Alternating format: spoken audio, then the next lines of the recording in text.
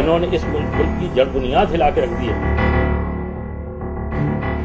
আজ থেকে ৮০ বছর আগে যে দলটির প্রতিষ্ঠা হয়েছিল ইসলামকে ভিত্তি করে, সেই রাজনৈতিক দল জামায়াতে ইসলামী নাকি ইসলামের শত্রু। শুধু তাই নয়, জামায়াতে ইসলামীর শীর্ষস্থানীয় নেতারাই দলটির রাজনীতির সঙ্গে নিজেদের সন্তানদের যুক্ত হতে দেন না, এমনকি তাদের সন্তানদের মাদ্রাসার শিক্ষাও দেন না।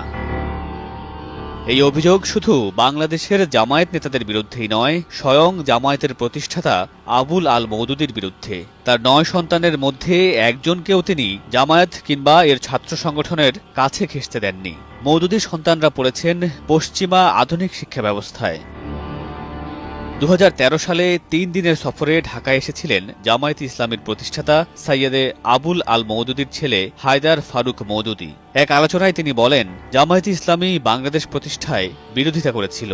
সেই দলটি স্বাধীনতার ৪২ বছর পরও কিভাবে এদেশে রাজনীতি করতে পারে। বাংলাদেশের রাজনীতির সমালোচনা করে তিনি বলেন, পৃথিবীর ইতিহাসে বাংলাদেশই সম্ভবত বিরলতম দেশ, যে দেশের জন্মের সরাসরি বিরোধিতাকারী দল স্বাধীনতার পর শাসন ক্ষমতার অংশীদারী হয়ে দেশ পরিচালনা করছে। बंगालियों को लाइन में खड़ा करके 303 की गोली टेस्ट की है। इन्होंने इस मुल्क की जड़ बुनियाद हिला के रख दी है। জামায়াতের সমালোচনা করে তিনি বলেন, ধর্মীয় রাজনীতির নামে জামায়াত ভণ্ডামি করছে। আমার বাবা সবসময় আমাদের জামায়াত থেকে দূরে রাখতেন।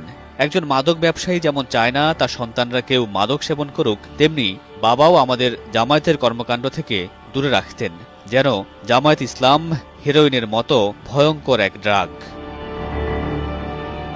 মওদুদী পুত্র আরো বলেন, আমরা ইংলিশ মিডিয়াম স্কুলে পড়েছি, আমাদের সঙ্গে জামায়াতের রাজনীতির কোনো সম্পর্ক ছিল না। এমনকি জামায়াতকে আমরা ভালো রাজনৈতিক সংগঠন হিসেবেও মনে করতাম না, কারণ তাদের ভণ্ডামি আমরা কাছ থেকেই দেখেছি। उन्होंने कभी हमें कोई किताब नहीं दी पढ़ने के लिए कि ये तुम पढ़ो, कभी नहीं दी।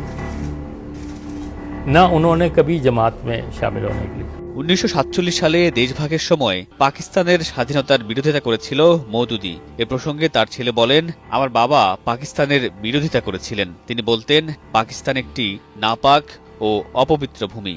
অন্যদিকে ১৯৭১ সালে বাংলাদেশের স্বাধীনতার সময় জামায়াতে ইসলামী বাংলাদেশের বিরোধিতা করেছিল।